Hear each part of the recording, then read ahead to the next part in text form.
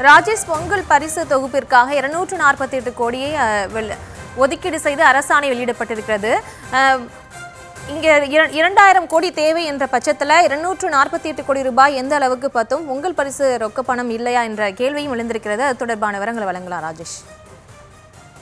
பிரியங்கா, பொங்கலுக்கு இந்த ஆண்டு ரொக்க பணம் வழங்கப்படுவதற்கான வாய்ப்புகள் இருப்பதாக அதிகாரிகள் தகவலாக தெரிவிக்கிறார்கள்.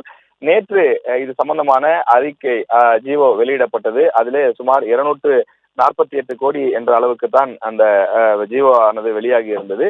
எனவே பொங்கலுக்கு ரொக்க பணம் உண்டா இல்லையா என்ற ஒரு குழப்பம் ஏற்பட்டது. காரணம், ஒரு அட்டைக்கு வெறும் 1000 ரூபாய் என்று எடுத்துக்கொண்டால் கூட தமிழ்நாட்டில் மொத்தம் இருக்கக்கூடிய 2 கோடி ரேஷன் அட்டைகளுக்கு 1000 ரூபாய் என்று எடுத்துக்கொண்டால் 2000 கோடி தேவை. ஆனால் அதில் ஒரு 10% என்ற அளவுக்கு தான் 248 கோடி ரூபாய் தமிழக அரசு ஒதுக்கி இருக்கிறது. இது குறித்து நாம் விசாரித்த போது, இது பச்சரிசி, சர்க்கரை, கரும்பு போன்றவற்றை கொள்முதல் செய்வதற்காக முன்கூட்டியே ஒதுக்கப்பட்ட பணம். ஆனால் மக்களுக்கு ரொக்கமாக பணம் கொடுப்பதாக இருந்தால் அது பொங்கலுக்கு ஒரு 4 நாட்கள் முன்னதாக அரசாணை வெளியிட்டால் கூட அதனை உடனடியாக சம்பந்தப்பட்ட ரேஷன் கடைகளுக்கு கொண்டு சென்று சேர்த்துவிட முடியும் என்று தெரிவிக்கின்றார்கள்.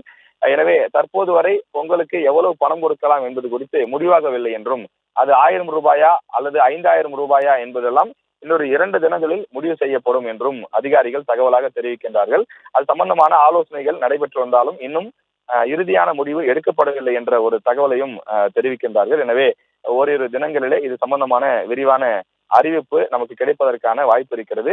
அதே நேரத்தில் தற்போது அரசு ஊழியர்களுக்கான அந்த அகவிலைப்படி சம்பந்தப்பட்ட அந்த மற்றொரு அறிவிப்பும் வெளியாகி இருக்கிறது. சி மற்றும் டி பிரிவை சார்ந்த ஓய்வூதியதாரர்கள், குடும்ப ஓய்வூதியதாரர்கள் மற்றும் முன்னாள் கிராம அலுவலர்களுக்கு பொங்கல் பரிசு வழங்கிட 183 கோடியே 86 லட்சம் ரூபாய் ஒதுக்கீடு செய்து முதலமைச்சர் உத்தரவிட்டிருக்கிறார். அந்த தகவலும் தற்போது கிடைக்கப்பட்டிருக்கிறது.